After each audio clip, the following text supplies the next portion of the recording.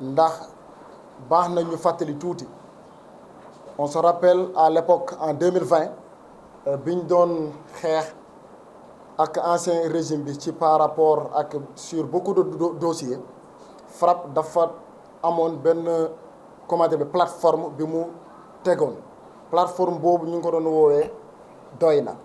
ci doy na boobule liggéeykatu King Fahd Palace yi ñoo ngi nekkoon foofu donc tey 2020 2021 2022 2023 ba 2024 tey liggéeykat yi bu ñu fi ñëwee daf ñuy xaw a bett parce que wax dëgg fa ne yàlla ñun amoon nañu xalaat ak njort bu rafet ni que tey jii nii waroon nañ leen fekk vraiment père et mère et soutien de famille yi ñu dellu ci seen bërëbu liggéeykaay yi métit lañ ciy am parce que nañu génnee maanaam situation bi 76 pères et mères et soutien de famille yu ñuy dund ñu teg ko ci bu doon ci man Aliou Gérard Koita la wala ci bu doon yéen wala keneen ak keneen la ndax est-ce que loolu neex na du ma revenir ci par rapport ak situation bi nga xamante ne ñoo ngi koy dund d'abord mais Racine man dama am envie poser ko question mais Racine moom xanaa dafa yaakaar ne King Fahd Palace benn dëkk la bi nga xamante ne moom moo nekk président bi Sané doon wax bi mu amee woon ca mooy théâtre am boobu noonu groupe bi man maay roof mais di rocc mais Racine mais est-ce que ça va mais naka la ñuy dàqee 76 pères mères et soutien de famille ñu ne pour motif économique mais li ci gën a garaaw mooy que est-ce que xam ngeen ni que mais liggéeykat yooyu bi ñu leen doon dàq mais dañ leen envoyé ay SMS maanaam dañ leen envoyé SMS pour wax la yow dàq nañ la te jamono bi ñu doon def loolu ñoom xamuñoo ndax est-ce que ci groupe boobu mënuloo ñàkk moo am ay jigéen yi nga xamante ne ñoo ngi nekkoon mais ci état wala jo suy sewuñu si loolu yëpp dañoo xëy rek ne tey dàq nañ leen mais lu ci gën a yéeme encore mooy mais naka la ñuy évoquer motif économique pour renvoyer ay nit et après on se retourne ñuy gis la même personne moo ngi recruter ay nit quel paradoxe moo tey man ma ne Racine moom xanaa dafa yaakaar ni King Fahd Palace moom moo ko moom dama ne ñun waa FRAPP tey la ñuy gën a nekk ci wetu liggéeykatu King Fahd Palace taxawaay bi ñu amoon démb ak barki démb tey jii nag lañ koy gën a am moo tax dalal leen seen xel jàppale ni ko ñun waa FRAPP ñoo ngi seen ginnaaw te dañuy ànd ak yéen fu mu yem neex nag loolu mooy benn ñaareel bi mais ñoo ngi ñuy wax ay King Fahd Palace hôtelu 5 étoiles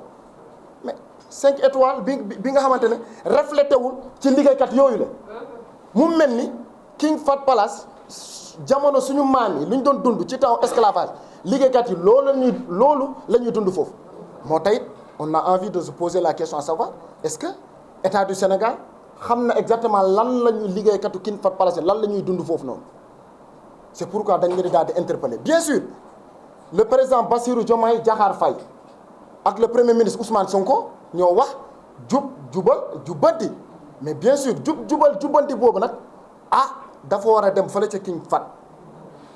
parce que ñii i tamit ci askan bi la ñu bokk et que ñu jàpp ni que licenciement bi ñu leen def licenciement mais bu arbitraire la bu tegul ci dëkk dëppul aussi ak ci yoon moo tax mënuñu maanaam daaneel kaddu gi sans pour autant interpeller ki nga xamante ne mooy ministre tutelle bi monsieur Mountaga Diaw bi nga xamante ni pour nous il est urgent tey jii nii mu recevoir ñi nga xamante ne mooy liggéeykat mais au-delà de recevoir parce que il est important parce que ñëpp xam nañ ni que changement bi ñu doon wax ni que pouvoir bi fi toog dafa am lu mu suscité et donc tey jii nii lu ñuy sàkku foofu mooy que nañu xool naka lu ñuy gérer cas bi nu mu gën a gaawee parce que nañu waxante dëgg diggante 2021 boobu ak tey jii nii ci 76 pères mères et soutien de famille mais am na ñenn ñi nga xamante ne dem nañu déjà mes retraite donc ce qui veut dire que bu ñuy wax 100 mais 76 daanaka leer na ma ne bu ñu defaatee calcul maanaam eggul léegi mooy 76 parce que leer na ma ne ci lim boobu noonu forcément dina am ñi nga xamante ne dem nañu fa demee retraite moo tay nag il est urgent question yëpp nag question yu centrale la mais ñu jàpp ni que question bii tamit question bu centrale la bi nga xamante ne état du Sénégal rawatina ministre bi daf ci war a jóg mu régler ko nu mu gën a gaawee parce que quand même li ñu wax c'est important il faut que nit ñi wax Racine finalement mais lan la xanaa mais petit bourg la Racine xanaa finalement petit bourg la moo tey loolu ñun waa FRAPP mënuñu ko seetaan luy woon li woon maanaam li nga xamante ne moo fi amoon démb ak barki démb woon dina de amatul de ah déedéet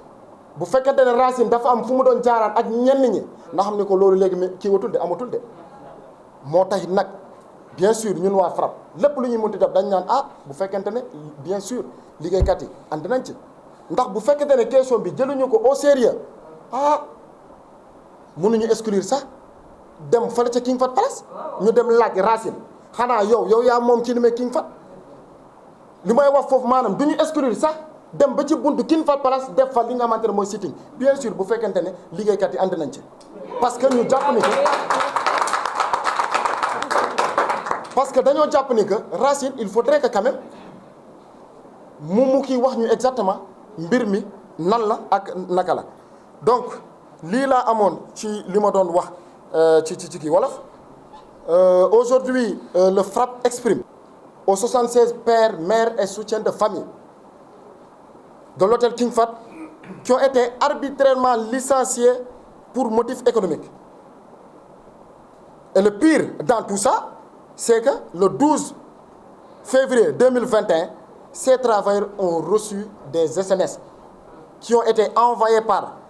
SAHA, c'est-à-dire la Société hôtelière africaine, en violant, c'est-à-dire la loi 97 du 1er décembre 1997 portant Code du travail en ses articles L60, L61 et L62. Depuis lors, ces braves pères, mères et soutiens de famille luttent pour leur intégration. C'est pourquoi le FRAPP aujourd'hui plus que jamais va continuer à soutenir pour ces travailleurs qui ont été licenciés de manière arbitraire. Mais il faut le dire aussi, il y a une urgence d'agir aujourd'hui. Parce qu'on ne peut pas comprendre. On nous dit que l'hôtel King Fahd Palace est un hôtel 5 étoiles. Mais nous pensons aujourd'hui qu'il ne doit plus passer. C'est pourquoi le FRAPP va continuer la lutte avec ces travailleurs-là. Et si jamais, dans les jours à venir, l'État du Sénégal, en l'occurrence le ministre, ne règle pas la situation des travailleurs, et bien sûr, si les travailleurs sont d'accord, le FRAPP n'exclura pas, en tout cas, d'organiser une manifestation devant l'hôtel King Fahd Palace pour,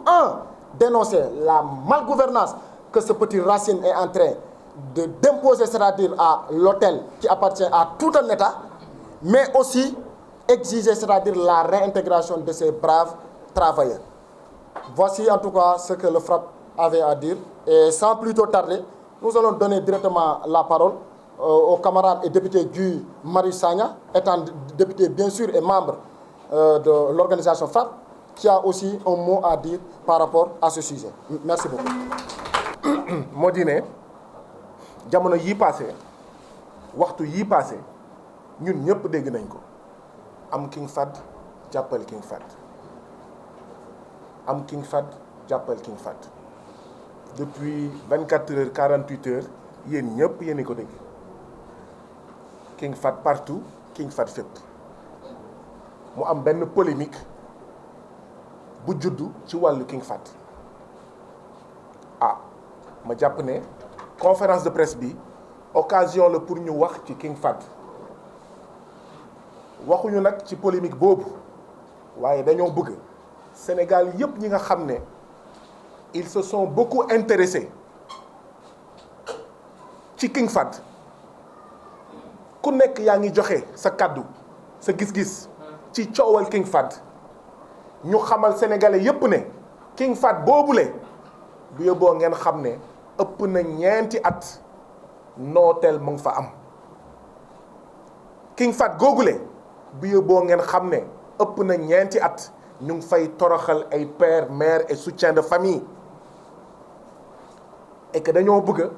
coow li mu jëm ci loolu wax ji mu jëm ci loolu ndaxte ñëpp xam nañ père mère ak soutien de famille lan moo la war te mu am 76 pères et mères 76 pères mères et soutiens de famille yoo xam ne d'accord dañ leen toroxal mais nee nañ Racine Sy mooy président directeur général noonu mais noonu ngeen koy woowee président directeur général bu hôtel King Fahd Palace man de jàppuma loolu dama jàpp ne Racine Sy mooy président destructeur général bu hôtel King Fahd Palace ndaxte liggéeykat yii toog hôtel King Fahd Palace bu muy tudd Méridien xamoon nañ nu mu meloon ak léegi nu mu mel mu ngi mel ni yàlla ak yàlla bi ko Starwood di yore ak tey ñëpp xam nañ ne mu ngi mel ni yàlla ak yàlla loolu mooy dëgg ñu jël hôtel bi ci ay loxo tubaab jox ko nit ku ñuul sénégalais Racine Sy mu ñëw jàkkaarloog liggéeykat yi waxam bu njëkk mooy ay waxu patriotisme la fa waxoon di ngeen gis ne fi ngeen jóge ak Méridien ak Starwood ñun dinañ leen mettre dans de meilleures conditions waaye quelle déception quel gàcce quel njaxare lii moo am Racine Sy avec la complicité du président Macky Sall et de son gouvernement dafa suuxal hôtel King Fahd Palace nekkatul hôtel 5 étoiles de est-ce que sax nekk na hôtel 1 étoile 1 étoile est-ce que nekk na sax hôtel 1 étoile jamono ji may wax ak yéen li wër te wóor hôtel King Fahd Palace auberge lay gën a nirool ndaxte bu ñu demee ba liggéeykat yi ñu leen di wax ñu dem lekk ci ay tànganaa heure añ bu jotee hôtel King Fahd Palace liggéeykat yi dañ leen di wax génn leen ci hôtel bi ñuy dem uti ci ay gargote ci ay tànganaa pour mën a añ kon effectivement dëgg la bu dee King Fahd Palace hôtel 5 étoiles la 5 étoiles boobu feeñul ci liggéeykat yi li am mooy waaw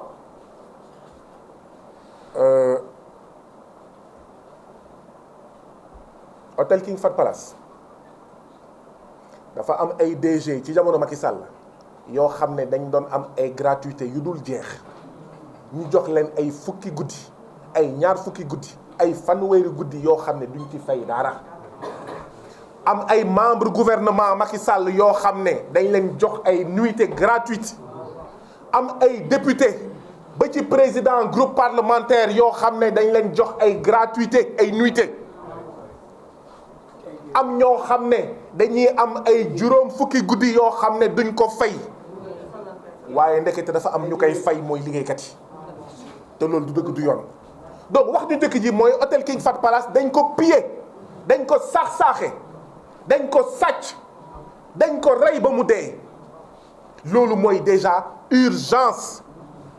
man nag sama teewaay fii mooy ñaari at yi ma yàlla ak askan wi def député wax naa gën saa néew en tant que député ñetti yoon ci wàllu hôtel King Fahd Palace bind naa question écrite lu mu néew ñaari yoon déposé naa commission d'enquête parlementaire lu mu néew benn yoon assemblée ne moo lànk teg concam ci commission d'enquête parlementaire bi ndekete dafa am ay président groupe parlementaire yi nga xam ne dañ doon am gratuité donc moo tax assemblée nationale ne moo lànk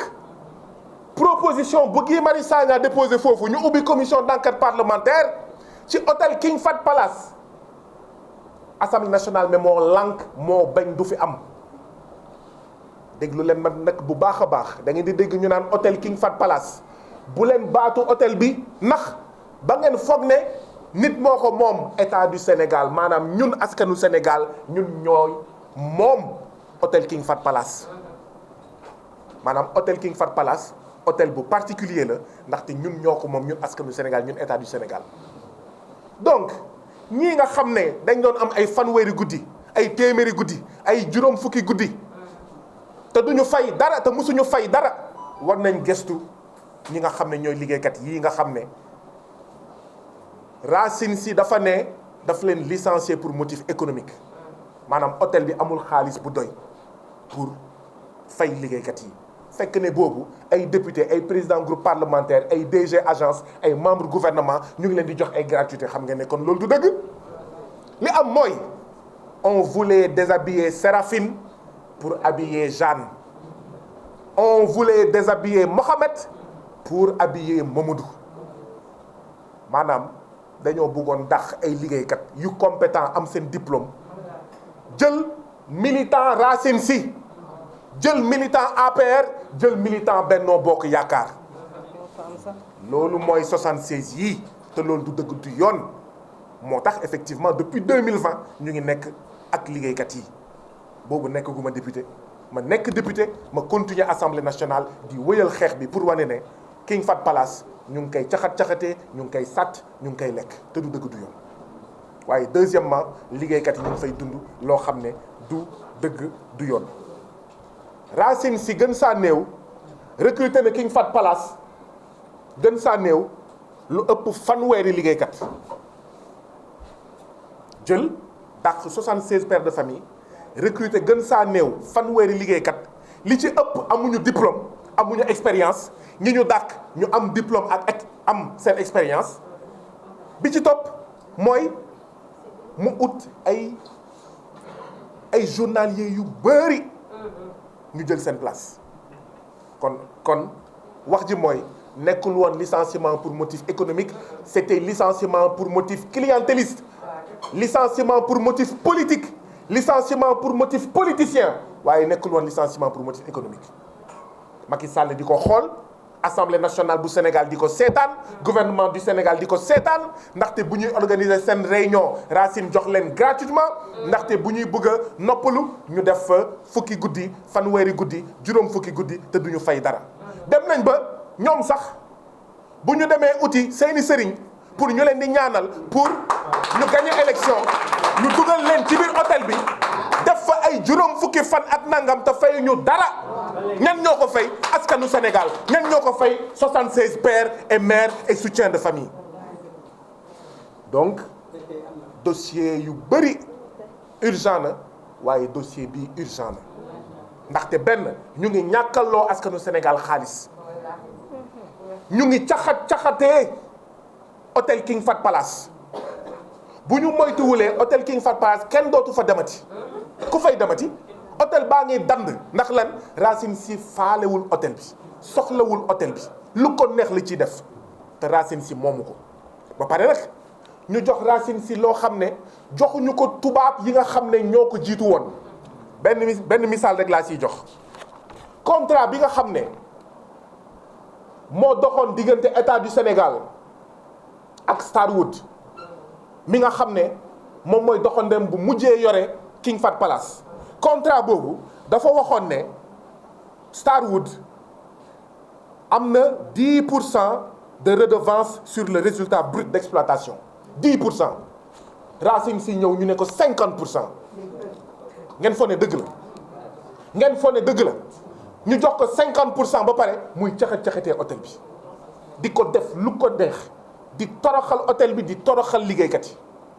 ndax lan parce que APR la bokk dégg naa ko barki Dembo Ndiaye muy fëgg buntu Pastef naan waaw dafa moom daal xaw ma nguur rek moom lay jàppale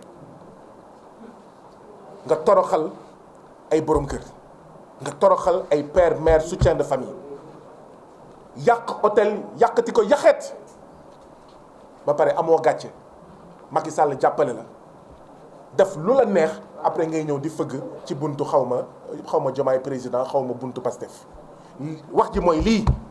wax ji Racine Sy président destructeur général du nooy duggee Pastef ak nooy duggee Diomaye président wax ji mooy naka ngay delloowaatee liggéeykat yi nga xam ne dang leen dàq arbitrairement te jamono bu mu leen di dàq effectivement jamono mbas la teeru bi dàq téeméer ak ñaar fukki liggéeykat état signante woon ak hôtel yi pacte de stabilité du secteur du tourisme dugal xaalis ci hôtel yi loolu tax teeru bi jëlaat les 120 travailleurs King Fahd Palace dàq 76 liggéeykat état dugal fa xaalis sur la base du pacte de stabilité du secteur du tourisme mu waroon dugalaat liggéeykat yi 76 yi mu ne moo lànk moo bañ état du Sénégal toog seetaan wax ji mooy xanaa Racine Sy dafa am ay vidéo député yi fa doon fanaan xanaa Racine Sy dafa am ay vidéo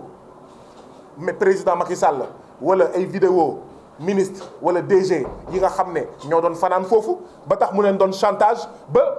gouvernement bi sañul wax sañul ŋaan ci li nga xam ne moom la ñu teg ces 76 pères mères et soutien de famille. mais cabinet audit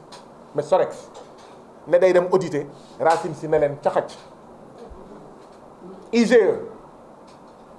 ne dañuy auditer hôtel King Fahd Palace Racine Sy président destructeur général ne leen caxac évidemment on comprend lan moo tax mu bañ ñu auditer hôtel King Fahd Palace ndaxte xam na ne dafa fa jàmm mu dàq leen caxac Macky Sall ne muut mu ne audit du am King Fahd Palace gouvernement bi ne pat mais y a un problème depuis Racine bi mu nekkee hôtel King Fahd Palace audit zéro gouvernement bi toog seetaan Macky Sall toog seetaan loolu nag moo war a jeex bokk naa si ñu jàpp ne Racine Sy dafa war a dégager ndaxte dafa yàq hôtel King Fahd Palace ba pare teg liggéeykat yi loo xam ne du dëgg du yoon loolu moo taxoon ma ñëw fii tey participer ci hôtel King Fahd Palace ci conférence de presse bi may ñaawlu fi nga xam ne foofu laa bokk muy assemblée nationale may ñaawlu taxawaayu assemblée nationale ci dossier bi man député la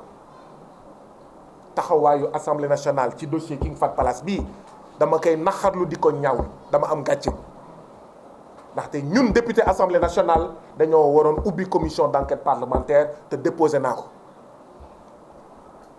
ñu ne ñoo lànk teg ci seen conc maa ngi soog a comprendre ndaxte ci Racine Sy li mu may ci gratuité ci ay guddi yu mu mayee gratuitement ci hôtel King Fahd Palace ëpp na 1 milliard ci 1 milliard yooyu ay député am nañ ci ay président groupe parlementaire am nañ ci léegi laay soog a comprendre lan moo tax assemblée nationale bu Sénégal ma déposé fa commission d'enquête parlementaire ñu ne ñoo lànk ñoo bañ kenn du examiner commission d'enquête parlementaire kenn du ubbi commission d'enquête parlementaire ci hôtel King Fahd Palace ndaxte plus d'1 milliard de gratuité fekk ne jamono jooju waa hôtel bi ñu ngi dem añi di génn hôtel bi di dem añi ci Tangana ci ay mayga ñu dellu si liggéey di lekk caaf ci biir hôtel bi ndekete boobu yaa ngi mayee lu ëpp 1 milliard de gratuité ci hôtel boo xam ne moo ko dañ la ko dénk maa ngi soog a comprendre ci turu assemblée nationale yéen liggéeykatu hôtel King Fahd Palace maa ngi leen di jéggalu maa ngi leen di baalu ak ndaxte amal nañ leen ak assemblée nationale bu defoon liggéeyam yàgg na kon duñu toog fii di wax ak président Bassirou Diomaye Diakhar Faye premier ministre Ousmane Sonko ak gouvernement bi ci cas bii waaye tamit bu defoon liggéeyam depuis avril 2024 mu teg ci table gouvernement bi ne ñun assemblée nationale ñun ñoo càmbar hôtel bi lii mooy suñu proposition Racine Sy foog mu dégager dans les meilleurs délais liggéeykat yi foog ñu réintégrer leen dans les meilleurs délais donc di leen di baalu àq bu baax a baax di jéggalu. hôtel King Fahd Palace nekkul assemblée liggéeykatu King Fahd Palace donc dañ ko tas askan wi yebal ci assemblée bi ñoo xam ne dinañ leen waxal dinañ leen xeexal dinañ leen jaayante. C'est le député Guy Marius Sagna qui est ici présent à cette conférence de presse, mais également dire à l'opinion publique sénégalaise qui depuis quelques heures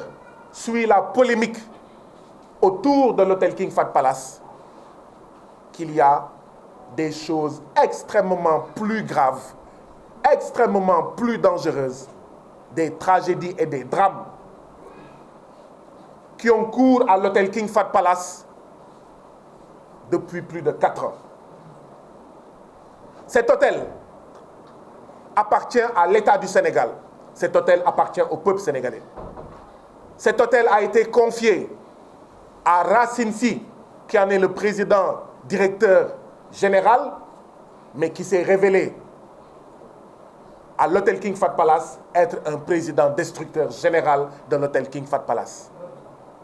Un président destructeur général de vie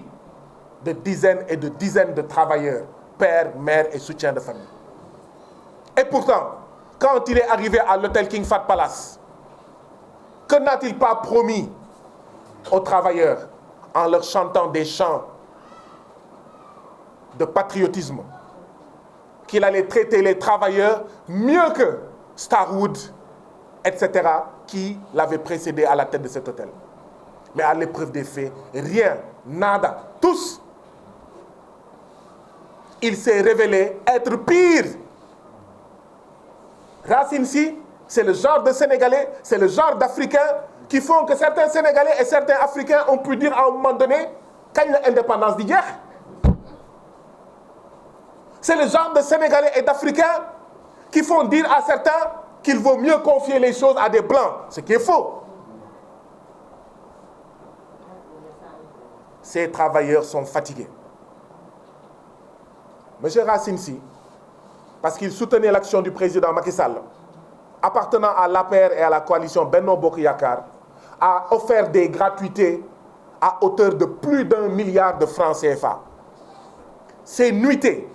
gratuites ont été offertes à des membres du gouvernement de Macky Sall, ont été offertes à des DG de Macky Sall, ont été offertes à des députés de Macky Sall, ont été offertes à des présidents de groupes parlementaires. Et donc, je ne suis plus étonné, ne soyez plus étonnés, que parmi la vingtaine de propositions de résolution de mise sur pied de commissions d'enquête parlementaire, que l'Assemblée nationale ait mis son coude sur ma proposition d'ouverture d'une commission d'enquête parlementaire pour voir la situation de l'hôtel King Fahd Palace et la situation de ses travailleurs. C'est aujourd'hui que je comprends davantage.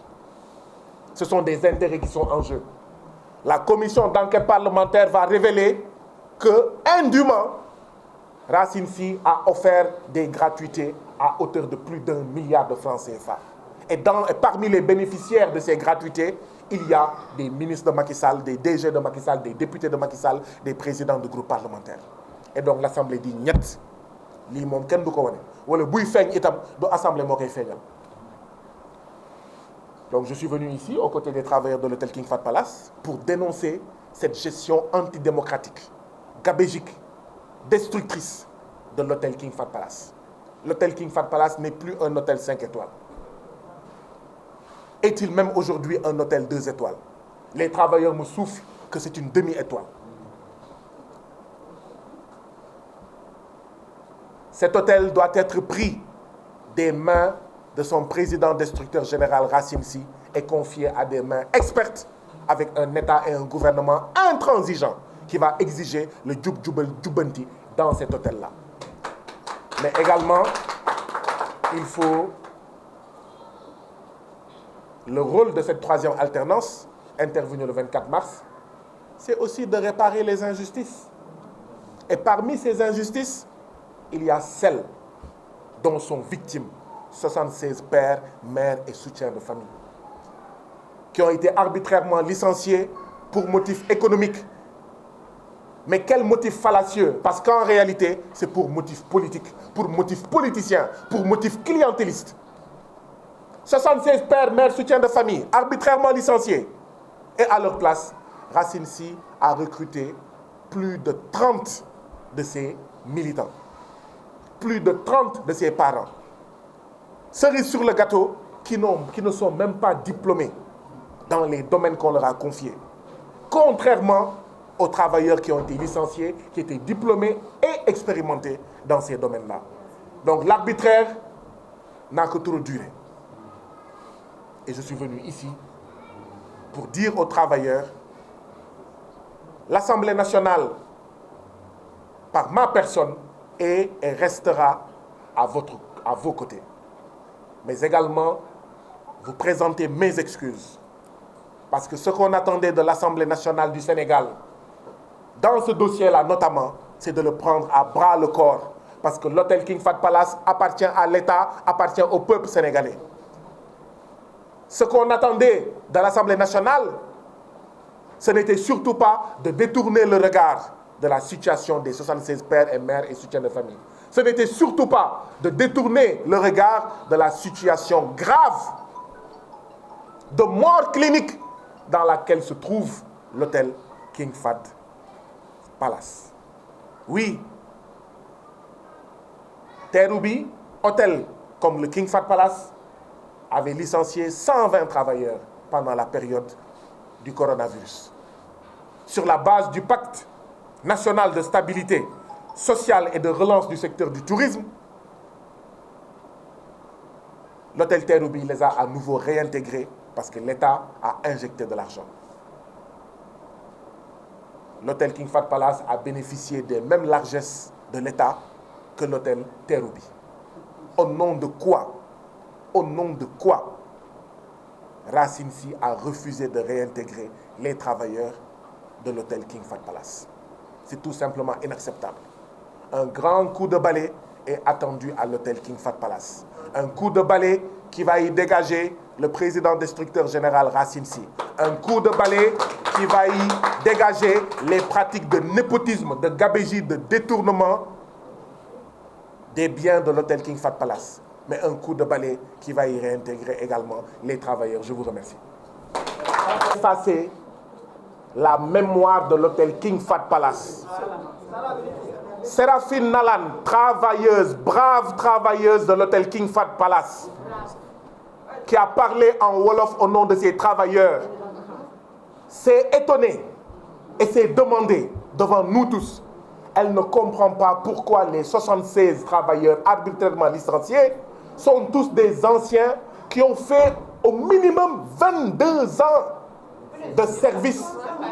au niveau de l'hôtel King Fahd Palace. À notre brave et héroïque dans la résistance et la résilience, c'est l'occasion de rendre hommage à ces travailleurs qui depuis plus de 4 ans font preuve de résistance et de résilience. Effectivement, ils disent qu'on ne leur a pas payé. Certains d'entre vous n'ont pas reçu 300 000 ou 400 000. Vous vous imaginez? 30 ans! 30 ans de travail. On te chasse comme un malpropre. Et on te donne 300 000, 400 000, 450 000. Effectivement, c'est rien. Certains n'ont rien eu. 0 franc. Et même ceux qui ont reçu de l'argent, quand ils sont arrivés à la banque, on leur a dit, cet argent-là ne vous appartient plus et vous nous devez encore de l'argent. Donc Racine, son objectif, c'était de nettoyer la mémoire de l'hôtel parce qu'il ne voulait plus qu'il y ait un seul travailleur qui puisse dire sous Méridien Président, c'était mieux. Sous Starwood, les travailleurs étaient mieux traités. Sous Starwood, le service était meilleur. Mais ce qu'il y a aujourd'hui à l'hôtel King Fahd Palace, gâchez-le. Parce que quand des gens vont à l'hôtel King Fahd Palace et qu'ils ne sont pas sénégalais, mais le service est médiocre. Le service est nul. Ce qu'on mange là-bas laisse à désirer. Ce qu'on boit là-bas laisse à désirer. Les chambres, Wakinopi. L'hôtel King Fahd Palace a été transformé en auberge. Et même dire ça, c'est insulter certaines auberges. Parce que certaines auberges, je crois, sont meilleures que l'hôtel King Fahd Palace. Donc c'est pour ça qu'il a licencié arbitrairement que des anciens, c'est-à-dire les seuls travailleurs qui ont la possibilité de comparer et de dire que c'était mieux. En faisant venir de nouveaux travailleurs qui n'étaient pas là sous Starwood, encore moins sous Méridien Président. Et la deuxième question est très simple. Travailleurs de l'hôtel King Fahd Palace,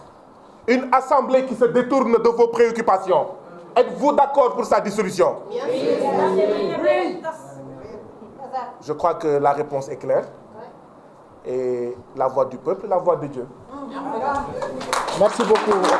Interpeller le gouvernement, président de la République, M. Bassirou Diakhar Faye, son premier ministre, M. Ousmane Sonko, son ministre du Tourisme, M. Diao, et le ministre de l'Emploi, Yankouba Diémé, di leen woo ñëpp comme ni ñu ko daan defee waa King Fahd Palace 76 personnes licenciées lañu comprendre loolu booba ba tey ñuy yéeg di wàcc fu ne ñu daw fu ne ñu dugg fu ne ñu génn te ba léegi mënuñoo am suñu réintégration ñuy laaj ndax ñun ñoo comprendre ñuy laaj lan moo xew ndax fu ne dem nañ fa te pourtant gouvernement bi passé am na lu mu signé woon ba teg ko acté woon na lépp ba mu pare mu des lu dul réintégration ñu xaar suñu gouvernement bi dem nañu gis suñu ministre du tutelle mais ba léegi affaire yaa ngi traîner ñuy laaj lan moo xew moo taxoon tey ñuy def suñu point de presse di woo ñëpp nag ci képp kuy suñu gouvernement ñu ngi leen di woo ñëpp pour def ñu ñëw ci lii vraiment métti na yàgg na te xaar bi yàgg na lool. waaw dañu bëgg a jëlaat suñu place su liggéeyukaay ci hôtel ba ndax Covid 19 ñëpp xam nañu ne ba mu passé yàgg na te boobu ba léegi ñu ngi xaar puisque yeneen hôtel yi defoon nañ ko mën nañu citer comme Terrou bi waaye teewul ba yëf yi passé réintégré na ay employés waaye ñun boobu ba tey Racine Sy ça fait maintenant 3 ans 4 ans ñu ngi daw ci gannaaw suñu réintégration ñuy laaj lan la autorité buy yeewoo ci Sénégal rek interpellé nañ la ci lii pour nga ni solution.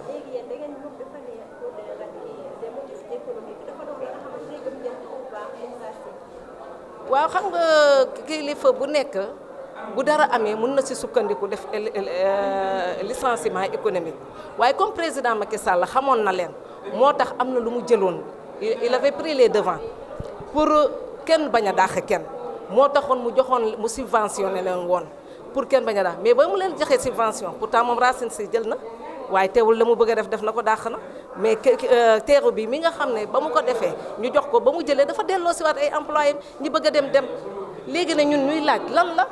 te ñun autorité bu ne daw nañu dem ci yoon ñuy laajte lii nga xam ne Racine Sy moomu ko muy patrimoine national nga xam ne sénégalais yëpp a ko bokk moom moo sañ a def sañ-sañ mel ni moomeelam la te pourtant Terrou bi moomeelu kenn la te pourtant respecté na les droits des travailleurs. Séraphine Nalan, Madame Coly. Nalan, Madame Coly. Ouais, c'est bon. Oui, je travaille là-bas. Mais pour le moment, je ne travaille plus là-bas. Voilà. Je fais partie des employés qui ont été licenciés économiquement. Oui.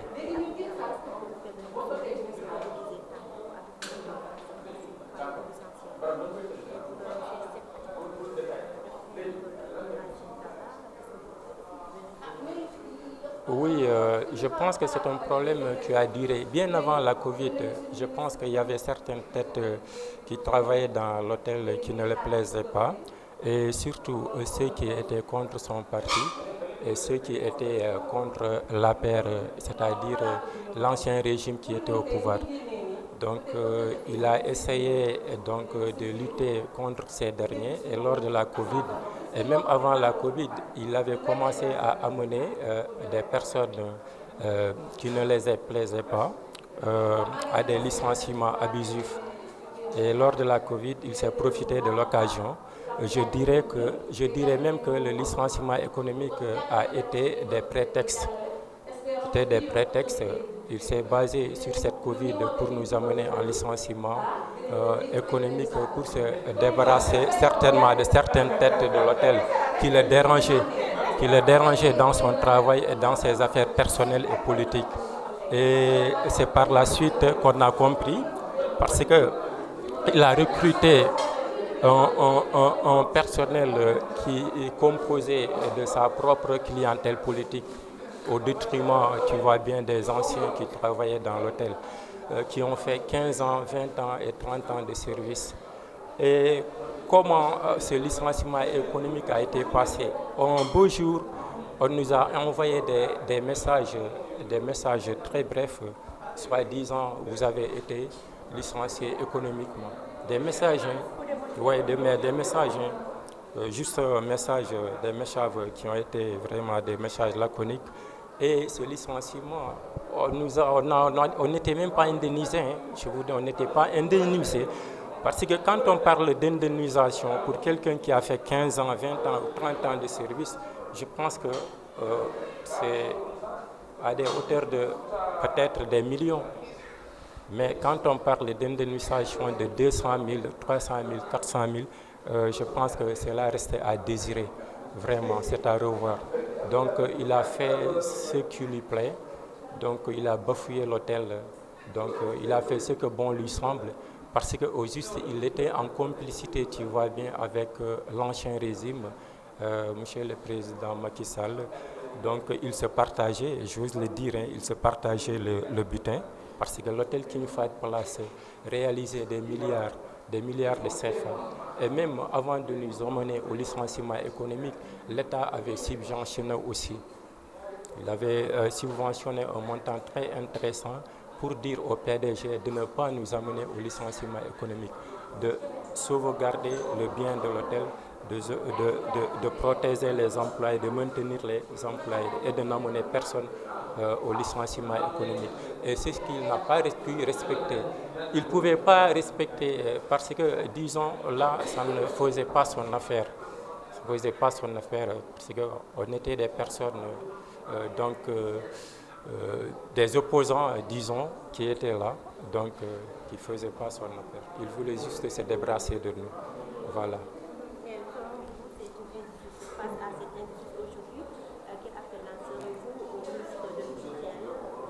Non, c'est une injustice qui est là. Je pense qu'une injustice très flagrant. C'est flagrant aux yeux de tout le monde. Une injustice qui a duré d'ailleurs des mois et des mois. Des années, oui, des années d'injustice. Donc c'est une injustice vraiment qu'on ne peut plus tolérer. Parce que parmi nous, il y a eu des cas de décès, il y a eu des cas de divorce. Il y a même des collègues qui sont actuellement, tu vois bien, dans la rue, comment dirais-je, qui font du marchand ambulant, tu vois bien. Donc d'autres sont tombés malades. Donc voilà, d'autres, ils ont préféré rejoindre leur village natal. Donc c'est un peu compliqué, on ne peut pas tout expliquer. Vraiment, c'est très dur pour nous et nous faisons appel à l'État, au ministre du Travail et de l'Emploi, au président de la République, au Premier ministre et au ministre tutelle, le ministre du Tourisme. Vous voyez bien. Oui.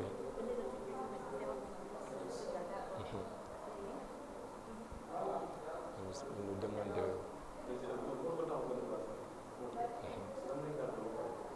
Oui. Voilà, c'est ça, on fait appel, certainement. Avec leur intervention, on pourra avoir gain de cause. On a espoir que, certainement, d'ici 1 ou 2 mois maximum, la situation va se déclencher, Inch'Allah, si tout va bien. Non, nous voulons vraiment être intégrés, l'intégration de tous les 76 travailleurs du King Fahd Palace. Vraiment, c'est ce qu'on désire, c'est notre souhait. Et est-ce qu'on fait actuellement 76 personnes qui doivent être réintégrées? Parce qu'il y a eu des cas de décès, comme je viens de te le dire. Il y a des personnes déjà qui ont l'âge de partir à la retraite. Donc, si vous faites le calcul, je ne fais pas, ça fait au juste, ça ne fait pas au total 76 personnes. Je vous en prie, je vous remercie. Je vous en prie.